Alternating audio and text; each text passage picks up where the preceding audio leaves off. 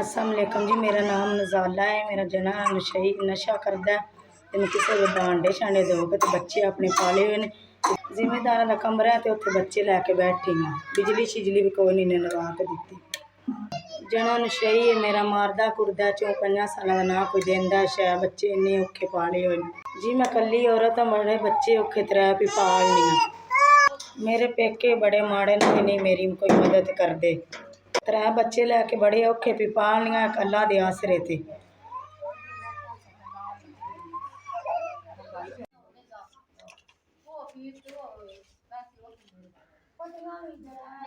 भला थोड़ा अल्लाह पाक तुहानू सुख देवे। जो 4000 रुपया असां दिता है बच्चों बूट शूट लैके देवांगे।